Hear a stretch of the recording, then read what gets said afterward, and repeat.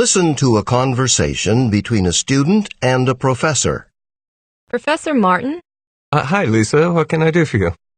Well, I've been thinking about, what you were saying in class last week, about how we shouldn't wait until the last minute to find an idea and get started working on our term paper.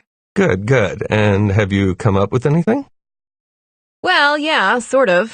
See, I've never had a linguistics class before, so I was I was looking over the course description, and a lot of the stuff you've described there, I just don't know what it's talking about, or what it means.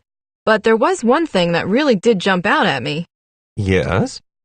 The section on dialects, 'cause, that's the kind of thing that's always sort of intrigued me, Well, that's certainly an interesting topic, but you may not realize, the scope. Well, especially now, 'cause I've got, one roommate who's from the South and another one from New York, and we all talk, totally different, Yes, I understand, but... But then I was noticing, we don't really get into this till the end of the semester, So you want some pointers where to go for information on the subject?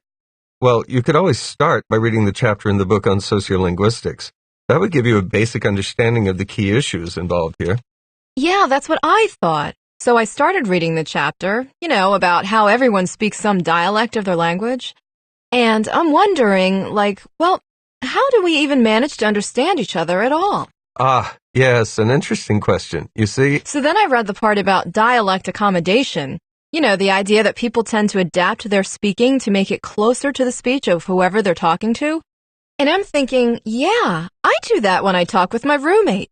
And without even thinking about it or anything, Okay, all right. Dialect accommodation is a more manageable sort of topic.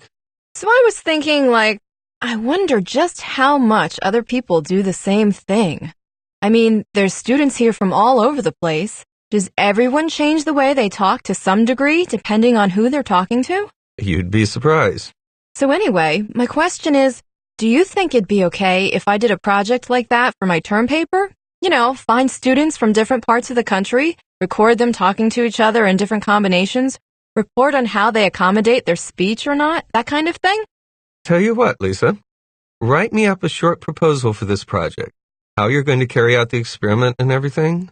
A design plan. And I think this will work out just fine.